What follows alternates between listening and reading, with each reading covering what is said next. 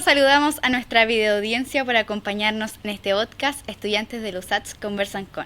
Mi nombre es Paulina Bayer, soy estudiante de Ingeniería Civil Industrial y hoy me acompaña Paula Pastenes, estudiante de licenciatura en Historia, y Javiera Rojas, estudiante de Periodismo. Esta es una iniciativa que surge desde el Centro de Integración Ingeniería y Sociedad para favorecer la comprensión y la canalización de diálogos creativos y funcionales sobre ciertas temáticas de interés social, para ser llevadas a cabo en conjunto por los estudiantes del Laboratorio de Emprendimiento Organizacional LEO, bajo el diseño, desarrollo y supervisión de dicho centro. Hoy nos acompaña una gran entrevistada. Es periodista, ensayista y una reconocida académica, la señora María Olivia Monkeberg, a quien agradecemos profundamente que haya aceptado conversar con nosotros. ¿Cómo está?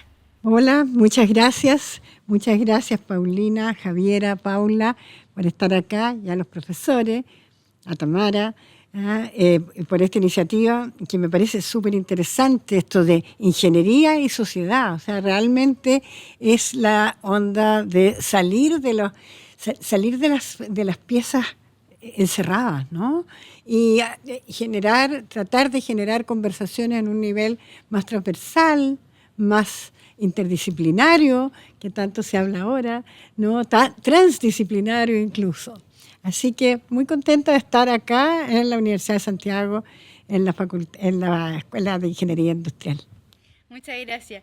Mire, para que la audiencia lo pueda conocer un poco más, voy a compartir algunos detalles biográficos suyos. La señora María Olivia nació el 29 de mayo de 1944. Se ha especializado en periodismo de investigación. Cursó sus estudios de periodismo en la Pontificia Universidad Católica de Chile. En aquella etapa comenzó a escribir en la revista Debate Universitario. Trabajó en Ercilla, fue una de las fundadoras de la revista Hoy, y durante la dictadura militar se unió a la revista Análisis, llegando a ser directora general y subdirectora. Su labor en esos años la distinguió por su valentía investigativa, enfrentando incluso amenazas por sus reportajes sobre abusos de poder. Tras el retorno a la democracia, trabajó en el diario La Época, La Nación y Radio Nacional de Chile. Recibió el Premio Internacional de Periodismo Louis Lyons en 1984, otorgado por la Nieman Foundation de la Universidad de Harvard. También fue distinguida con el Premio Municipal de Literatura en la categoría Investigación Periodística el año 2016, por su libro La máquina para defraudar. Desde el año 2007 se desempeña como profesora titular en la Universidad de Chile, adscrita al Instituto de Comunicaciones e Imagen ISEI. Por otro lado, ha sido parte de causas sociales y gremiales, siendo cofundadora del movimiento Mujeres por la Vida. Ocupó cargos directivos en el Colegio de Periodistas de Chile y también fue presidenta de la Comisión Libertad de Expresión, desde donde defendió la libertad de prensa durante el régimen militar. Profesora, ¿algo que usted quiera agregar? Una pequeña observación, chiquitita. Cuando trabajé en la revista Ercilla y en la revista Hoy, también fue en dictadura. Porque ustedes le dijeron que en Análisis. Lo otro es que, fui editora general y subdirectora de la revista Análisis. No directora, era Juan Pablo Cárdenas, era el director. Y una cuestión más reciente es que el Instituto de Comunicación e Imagen, el que yo dirigí entre 2010 y 2018, ahora es la Facultad de Comunicación e Imagen de la Universidad de Chile. Bueno, entonces, ahora dadas esas observaciones, ¿le gustaría que comenzáramos con la entrevista? Por supuesto. Bueno, comencemos. En el contexto de las publicaciones que ha desarrollado, evidentemente con profundo rigor periodístico, ¿qué es lo que ha sido más difícil para usted? Y si dentro de sus dificultades, ¿usted ha sentido que su trabajo o también su seguridad han estado en riesgo? Hablando de riesgo y de situaciones complicadas, claramente el tiempo de dictadura, ustedes no se imaginan lo que fue, los más jóvenes. De verdad tratar de trabajar en periodismo, de ser periodista, de contar lo que estaba pasando, era muchas veces un riesgo. O sea, es indescriptible lo que vivimos. Es indescriptible, yo creo que se da por hecho, ¿no es cierto?, que pasaron cosas tremendas. Y la verdad es que es algo que uno no quisiera que se volviera a repetir en Chile nunca. Todos los atropellos de derechos humanos, la falta de libertad, el ambiente de miedo. ¿Y qué pasaba? Que hacer periodismo en esas condiciones, uno lo sentía a la vez como una obligación ética de contar lo que estaba pasando, con límites, porque nos censuraban, porque nos clausuraban, pero a la vez con ese sentido de que no sabías qué podía ocurrir. Hubo sí amenazas, hubo situaciones muy complejas de amedrentamiento, que incluso hasta el día de hoy, ¿no es cierto?, para mis hijos fue muy complicado vivir y que te llamaran a la casa amenazando por el teléfono. Y por eso son tiempos que uno los tiene que conversar, pero tampoco nos podemos quedar pegados en eso, ¿verdad? ¿No? Tratamos de salir adelante. Por ejemplo, yo les cuento una situación que motivó un libro que creo que no lo mencionaron, porque fue un libro en coautoría, que es El crimen bajo estado de sitio, el libro sobre el caso de los 3 profesionales comunistas que fueron degollados. Y ese libro nació porque nos habían clausurado en la revista Análisis. Entonces nosotros dijimos, bueno, no quieren que hablemos de estas cosas, pero sí vamos a hablar en un libro. Entonces, por eso yo creo que en cuanto a dificultades no tiene parangón, no tiene comparación lo que vivimos en aquella época. Lo demás ha sido un trabajo muchas veces intenso, pero no de esas amenazas, tal vez de que se te cierran espacios.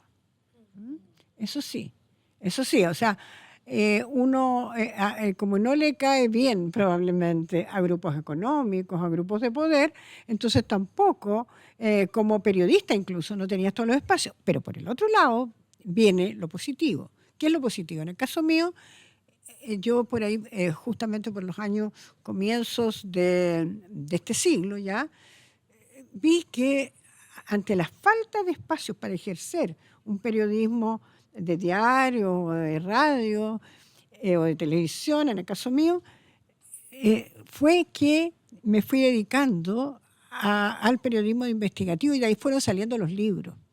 Bueno, muchas gracias. Perfecto, ¿no? Y justamente el periodismo es un oficio que es súper difícil de llevar, no solo aquí en Chile, sino que en general en todo el mundo y especialmente en Latinoamérica.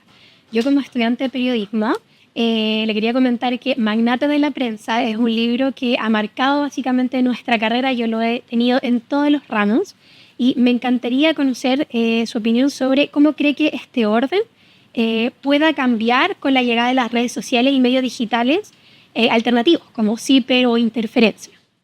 Los Magnates de la Prensa fue un libro que yo lo escribí, lo publiqué en el año 2009, 2010, fue justo en el tiempo que me dieron el Premio Nacional de Periodismo.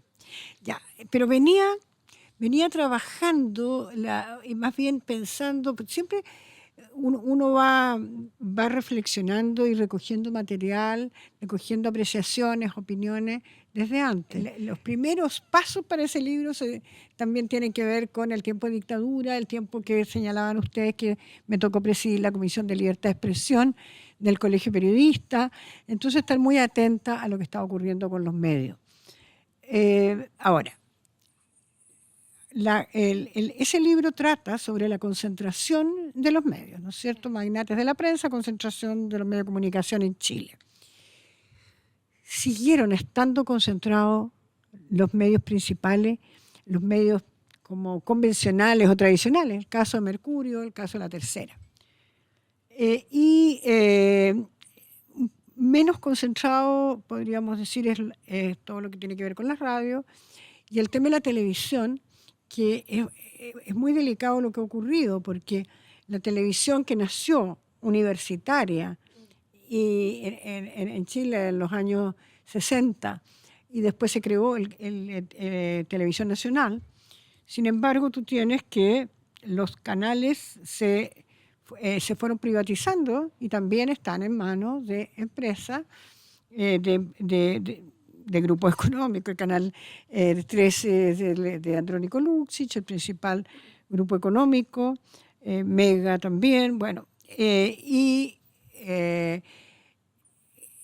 ahora, y Televisión Nacional, que ha tenido que competir con estos medios y con todo lo que tú señalas después, que es lo que me quiero referir después, ha sido muy complicado porque el esquema de financiamiento se fue teniendo, fueron de tropiezo en tropiezo, y ahora hay incluso voces desde la derecha que dicen que poco menos que cerrarlo. Creo que le escuché a Evelyn Matei decir algo en ese sentido, ¿no? Y dejarlo más que dejar las estaciones en las regiones. Eso a mí me parece una locura. O sea, yo creo que la televisión nacional tiene un rol que cumplir, ¿eh? Y también ojalá se diera más la posibilidad de televisiones universitarias, de generar mayor pluralidad. Bueno, ¿qué pasa con los medios ahora y las redes o los medios digitales? Por un lado, uno ve que existen, tú señalabas algunos, el caso de CIPER, el caso de Mostrador, ¿no es cierto? Pero tienen muchos problemas también de subsistencia. Eso no garantiza un espacio, un espectro de medios, porque las condiciones económicas que tienen no les da para poder sustentar equipos en el tiempo. Están siempre con complicaciones. Entonces, es muy interesante lo que están haciendo. Yo diría el caso de CIPER, que hace periodismo más investigativo. El Mostrador también es un medio interesante, tiene interferencia también. Hay esfuerzos, pero son esfuerzos que están costándole mucho a los periodistas que lo están sacando adelante. Entonces, habría que imaginar qué otros modelos pudiera haber, ¿no?, de apoyo. O que la gente entendiera de que el medio de comunicación estable es importante. Y ahí viene lo que pasa con las redes sociales. Yo creo que más que un problema hacia el periodismo, también hay que entenderlo como un problema hacia la sociedad, hacia la comunidad. Porque las redes sociales tienen ventajas, naturalmente, en cuanto a rapidez, a conocer situaciones, pero la gente de repente reparte noticias falsas, sin ninguna seriedad para verificar. Esa es una labor que tendrían que hacer los medios, y que no la pueden muchas veces hacer por la falta de recursos. Entonces, creo que el choque se produce no solo, por lo que decía, con los propios medios, sino con la sociedad misma, que está informada muchas veces en forma errática, desinformada, se quedan o también no se profundiza. Yo veo que la falta de lectura de diario y la falta de atención a serios programas en la televisión, o de escuchar radios que puedan dar programas interesantes, serios, que den cuenta de lo que ocurre. Todo eso afecta a la sociedad, es lo que estamos viendo. Y vienen además las utilizaciones políticas en este año, en un año de campaña presidenciales y parlamentarias. Vamos a ver mucho de eso. Entonces, claro, ahí ojalá hubiera, y ojalá estemos en los medios en condiciones de estar chequeando, de no estar inflando situaciones que están, que muchas veces las hacen de adrede, en forma intencional, para desinformar. Y siguiendo esa misma línea de los medios, nos gustaría saber cuál es su opinión sobre el trabajo que desarrollan actualmente los distintos medios de comunicación. ¿Qué es lo que ocurre? Un medio, hoy por hoy, no tiene los recursos o no está decidido a tenerlo para investigar. Yo creo que el periodismo tiene que tener investigación. Incluso cuando se hace una nota, una crónica, debiera investigarse. Entonces, pero para eso no tienen tiempo, porque les están encargando una y otra. Entonces, no es, ahí hay responsabilidades también de los editores, de los dueños, pero por otro lado es que tampoco están en condiciones muchas veces de hacerlo. Ahora, hay esfuerzos por tratar de tener lo que llaman ahora modelos de negocio, ¿no es cierto?, que les permitan subsistir. Y tú tienes qué sé yo, tienes un diario financiero con buena información económica, pero en cambio está que no les ha resultado mucho esfuerzo al propio diario La Tercera, que tiene serios problemas en este momento. No están como las condiciones o no se han adaptado tampoco a los nuevos desafíos que plantea el mundo digital, por ejemplo. Entonces tú tienes esfuerzos periodísticos súper interesantes, pero que no es de un medio chileno, como El País de España, pero que está el país Chile con muy buen periodismo. Entonces, ¿y eso lo podemos tener? Sí, pero hay que pagar alguna suscripción.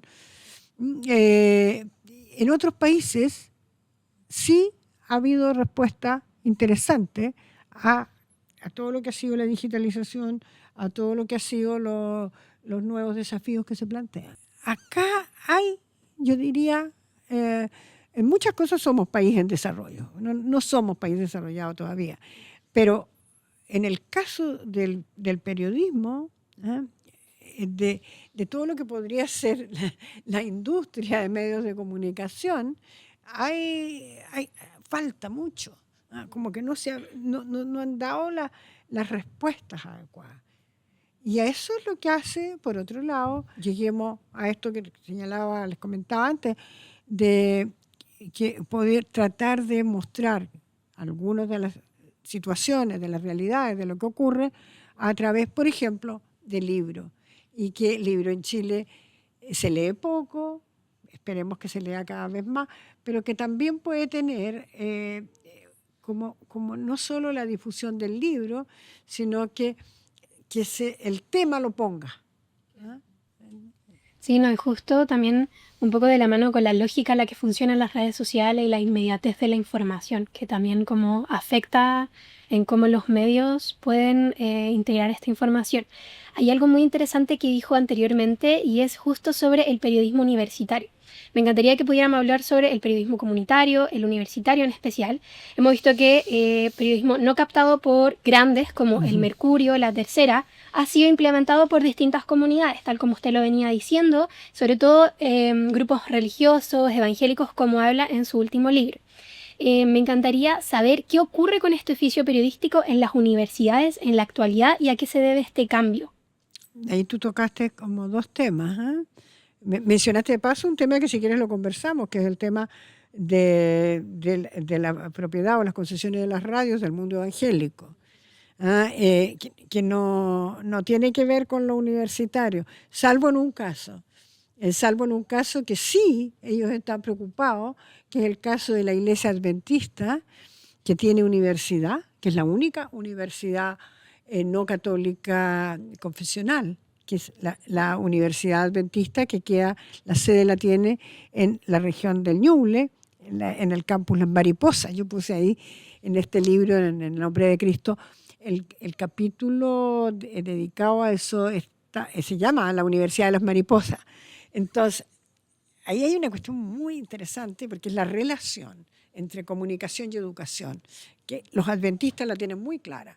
Entonces tienen cadena de radios desde Arica a Punta Arenas. Tienen estaciones de televisión, algunas de esas radios también con televisión.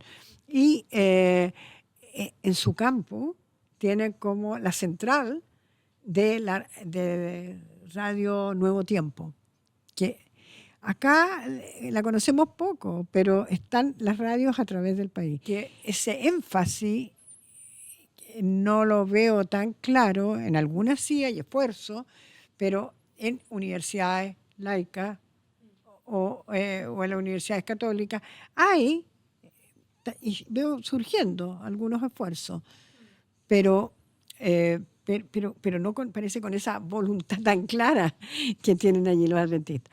Ahora, hay medios universitarios en el sentido de que pertenecen a la universidad. Ustedes tienen acá la Radio Universidad de Santiago, está la radio de la Universidad de Concepción, está la radio de la Universidad de Chile, pero su alcance tampoco es tan amplio.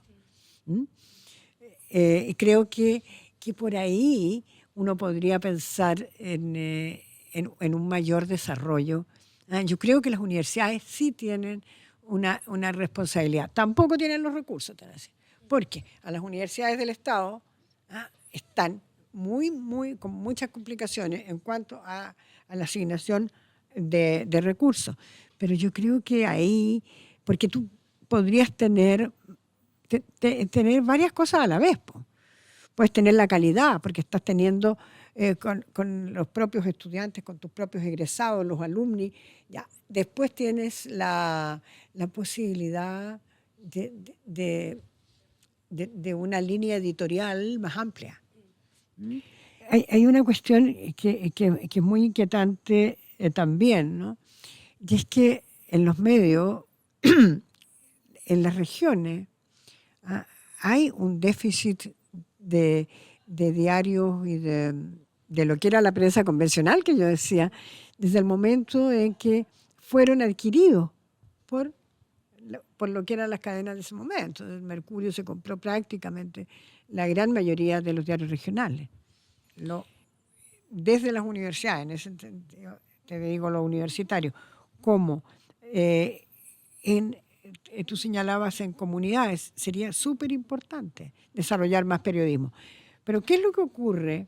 Volviendo al tema de las radios. El tema de las radios, a mí, sobre todo en la investigación para este libro, En el nombre de Cristo, me metí harto a ver qué estaba pasando con las frecuencias. Y ahí tú te encuentras con una situación que es bastante problemática y poco conocida, que es que las radios e iglesias evangélicas han estado adquiriendo las concesiones tanto en FM como en radios comunitarias. Y hay poder evangélico, porque yo creo que la comunicación constituye poder, en definitiva, ¿no? Y tú tienes que hay tres grupos.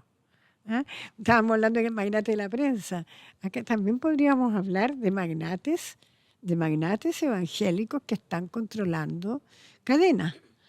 Están las radios Armonía, por un lado, las radios Corporación, por el otro, las radios Inicia, todas de propiedad o concesionada por un pastor.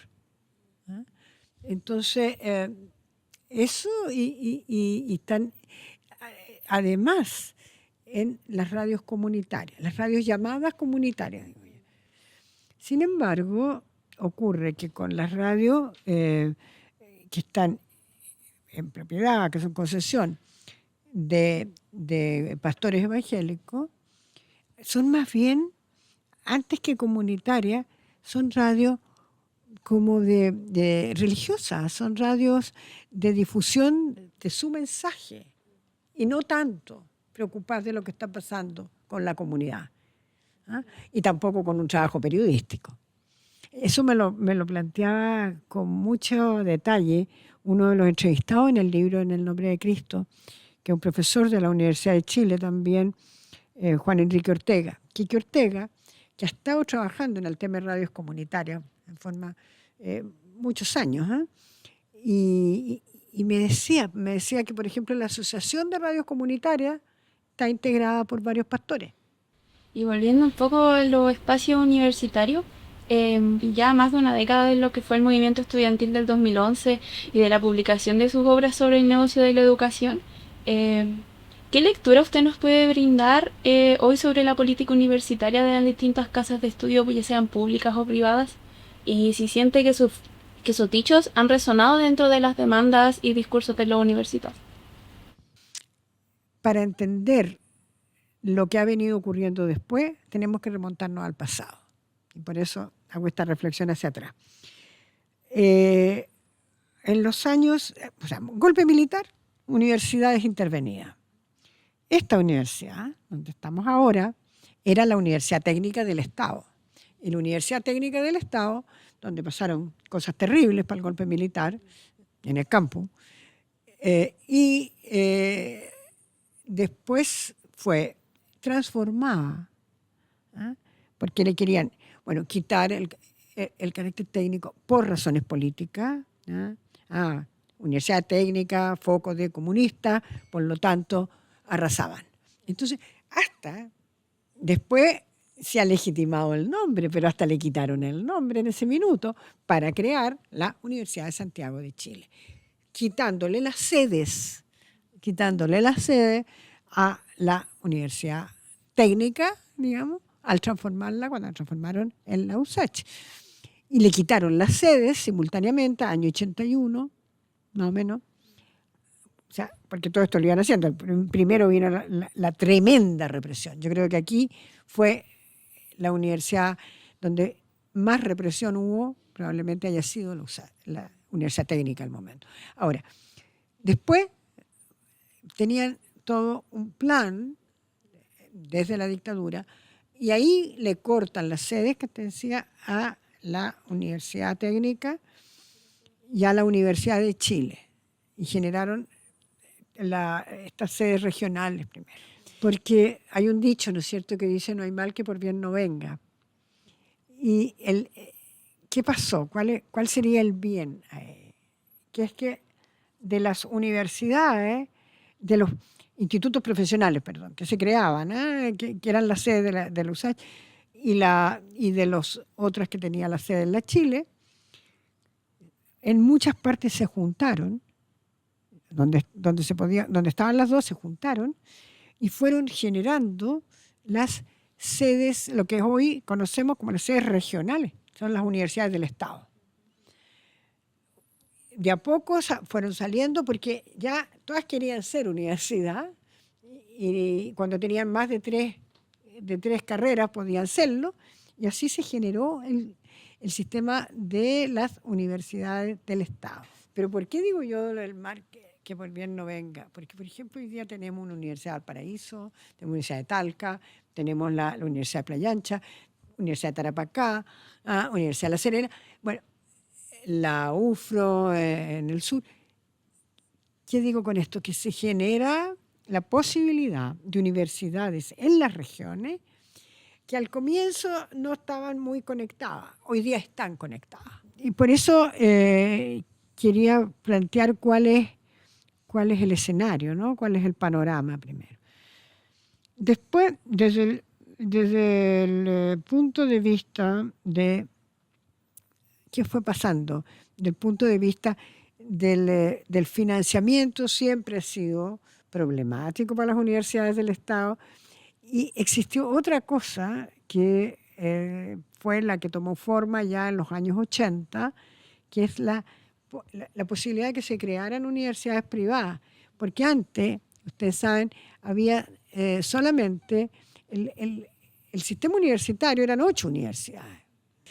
Y después la creación de las universidades privadas empezó en los 80, con la creación de la Universidad Gabriela Mistral, de la Universidad Diego Portales y de la Universidad Central. Al comienzo tenían que pasar por el Ministerio del Interior en los 80, la aprobación, no solo por el Ministerio de Educación. Y después empezaron a crearse, cuando viene ya la transición a la democracia, sobre todo hasta al comienzo, al verano del 90, empiezan a crearse universidades privadas. Hay que entender eso, para entender el sistema. Y, lo que pasó fue que dijeron, porque hasta los militares estaban de acuerdo en que en las universidades no se podía lucrar. Y sin embargo, lo que se vio después es que en las universidades privadas, en esas nuevas universidades que se iban creando, se lucraba. Y yo creo que se sigue lucrando todavía, hay resquicios por los que se lucra, pese a que gracias al movimiento estudiantil, y aquí viene la segunda parte de lo que te quería mencionar, a partir del año 2011, recién después de 2011, ¿no es cierto?, empiezan a ponerse en la mesa de la discusión ciertos temas.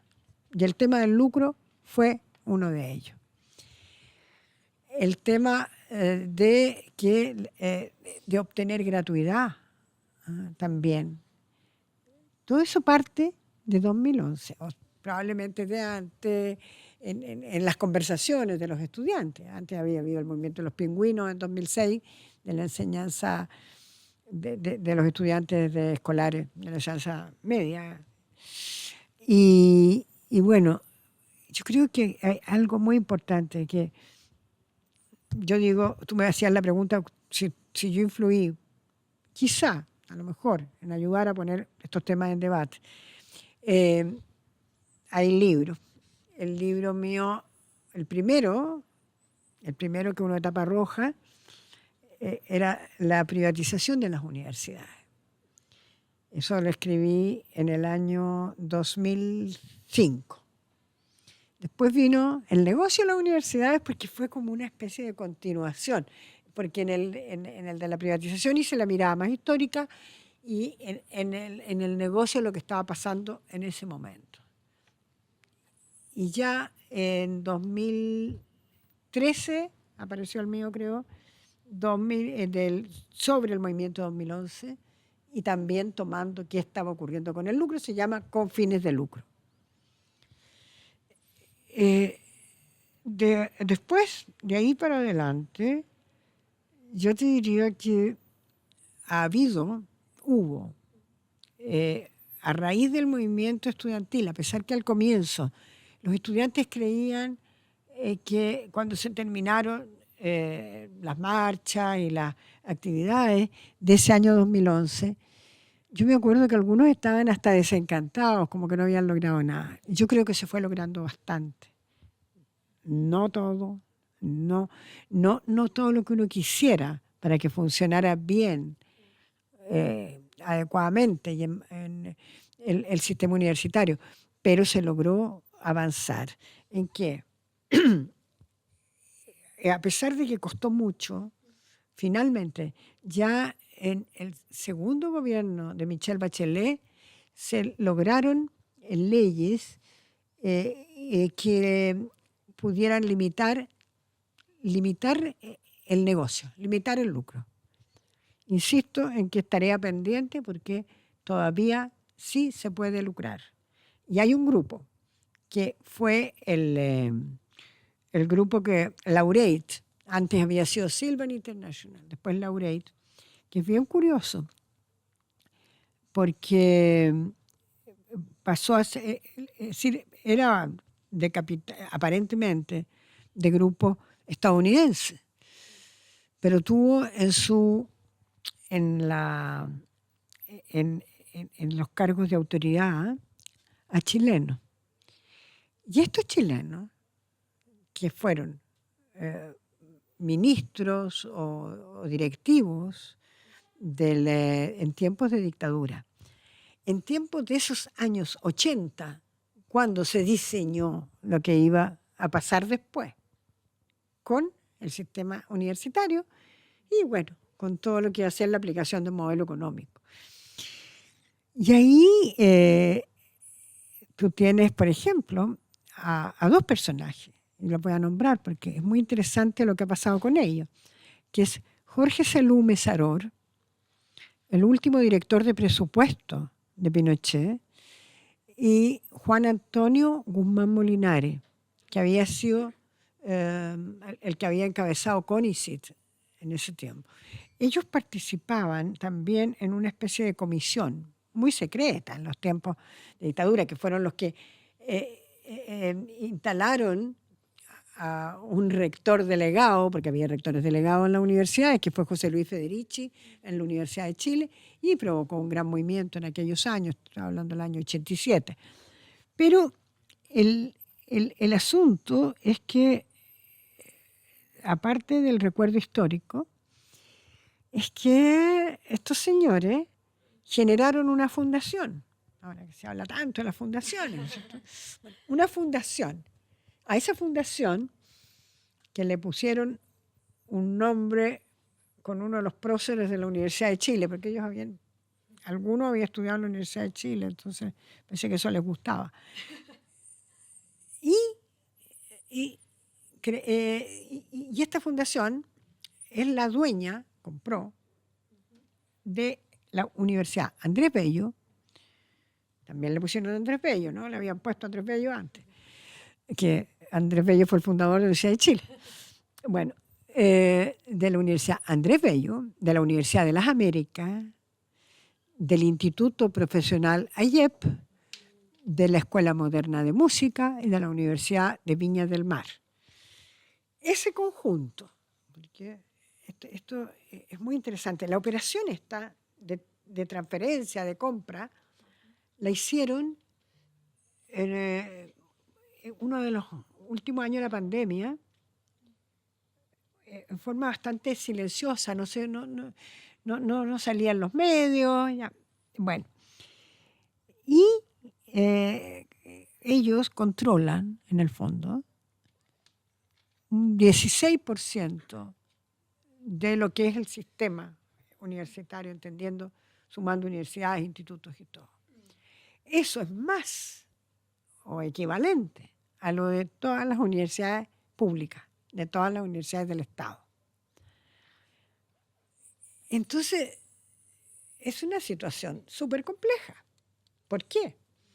Porque cuando se trata de los logros, ¿no es cierto?, que sí también una demanda histórica, me refiero por lo menos a 2011, de los estudiantes, como el caso de universidad gratuita. Pero ¿qué ha pasado? Que la gratuidad también les llega a estos grupos. Pongo el grupo más poderoso, por ejemplo, pero hay otros. No es el único.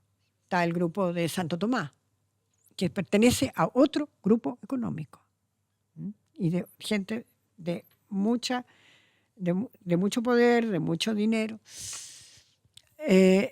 Entonces, tú tienes que, la gratuidad, que es un logro para los estudiantes que no podían acceder, pero se benefician también estos establecimientos, estas universidades o estos institutos. Entonces los recursos para la educación superior están yendo mucho por ahí. También pasaba con el CAE.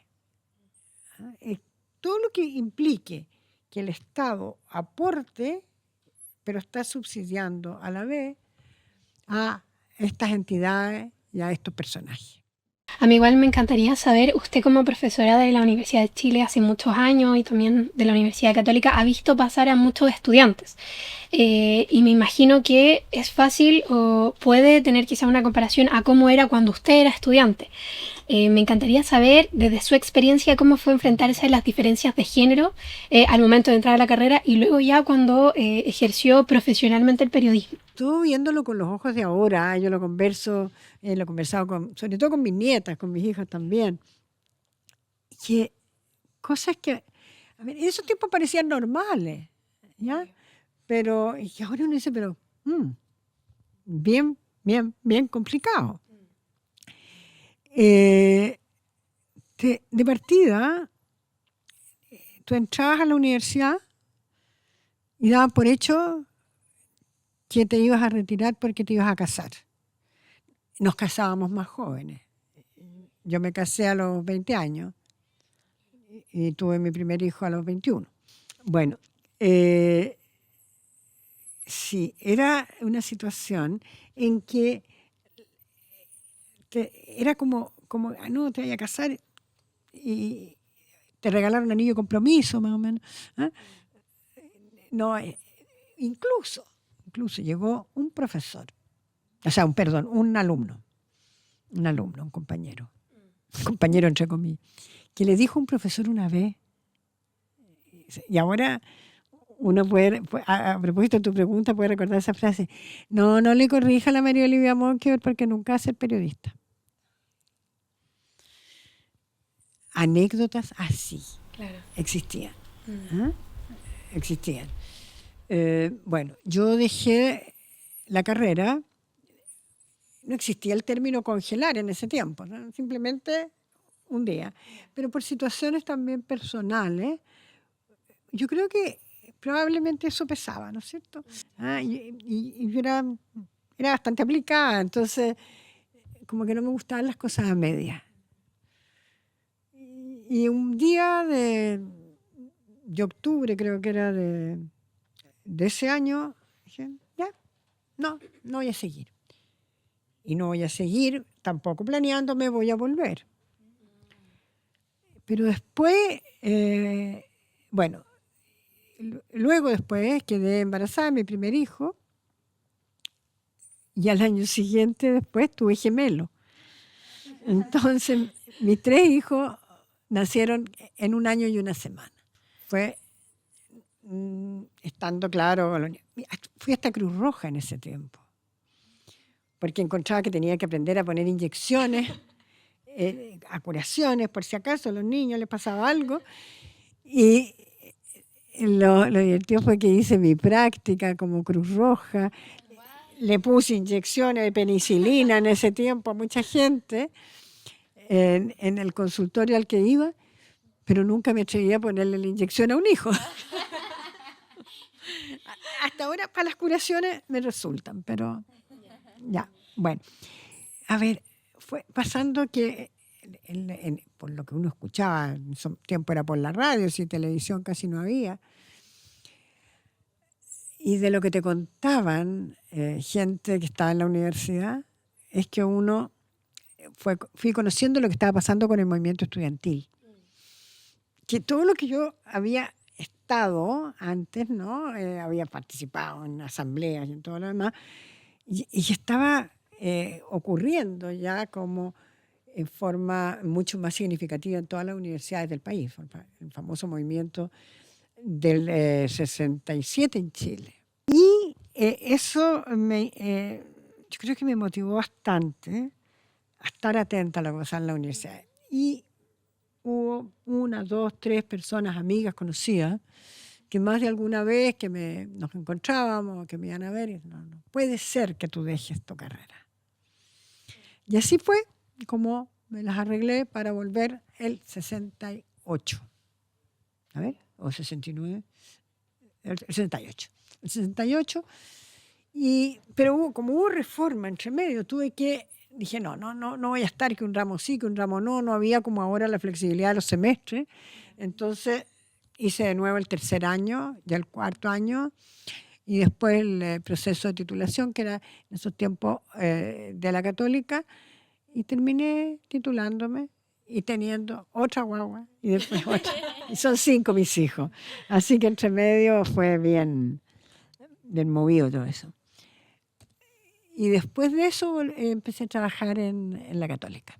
Volviendo a como fortalecimiento amplio de los sectores conservadores tanto en la política como en las universidades, en ese contexto y considerando la histórica presencia de los grupos religiosos dentro de la educación chilena, ¿usted cree que hemos naturalizado esta influencia? ¿Y cómo afecta esta presencia el pensamiento crítico de las comunidades universitarias? Uno ve que en las nuevas generaciones también hay bastante independencia en ese sentido, y tampoco se compran todo lo que les pueda decir, ¿no es cierto? Porque hay que ver en qué instancia se podría dar esa influencia. Va a depender. No tengo tampoco una apreciación muy precisa de lo que eso implique. Y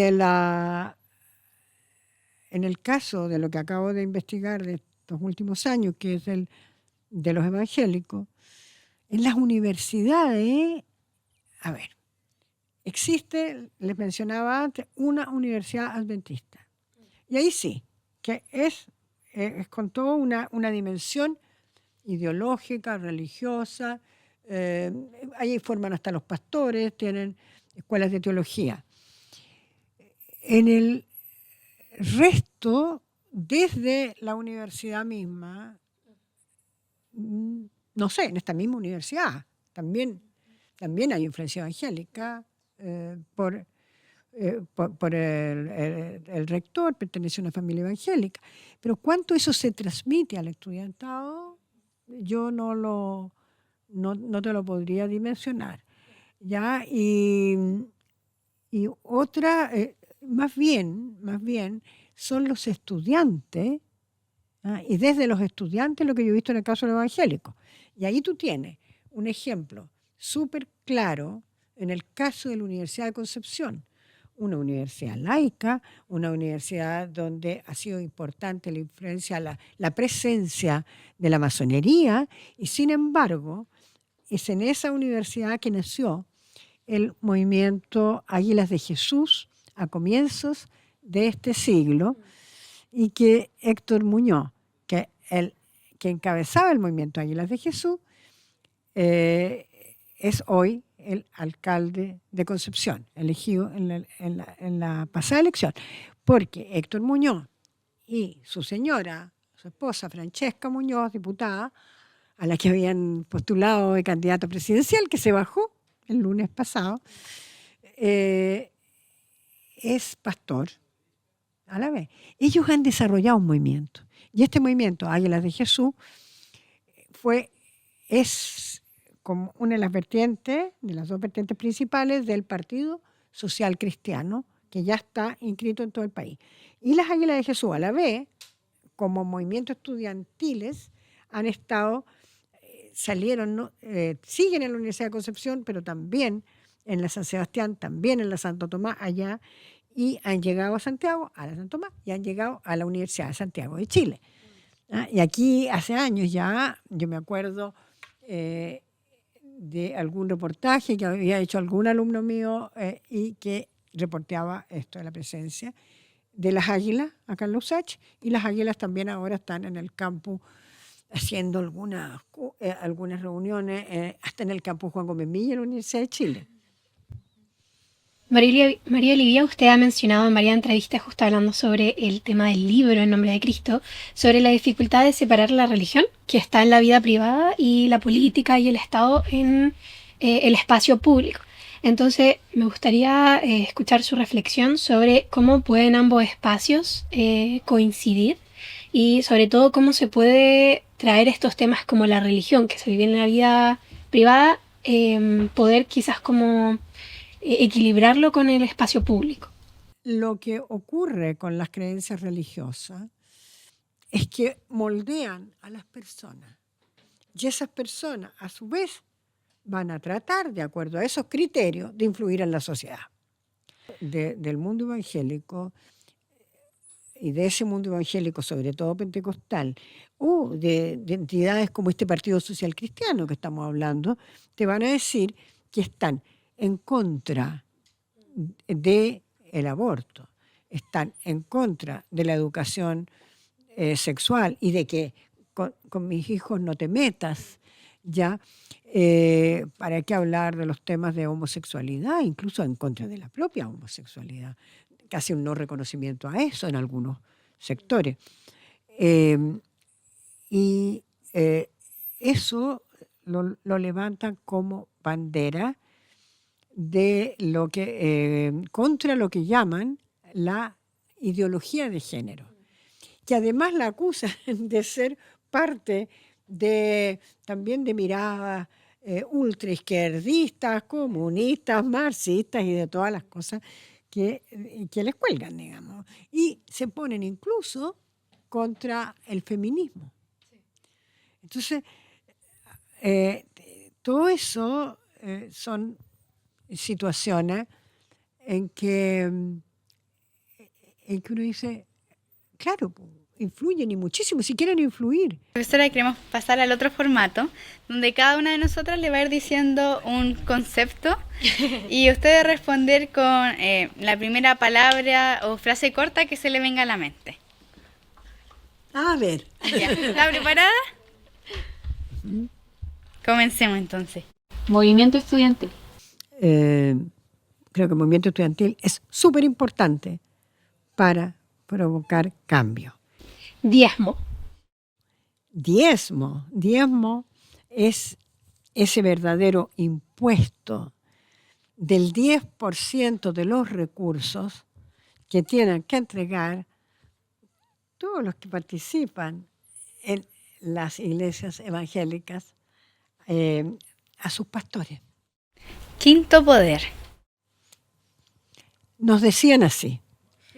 Decían que el quinto poder era la prensa. Fake news. Lo peor que puede pasar. Billy Banster. Billy Banster.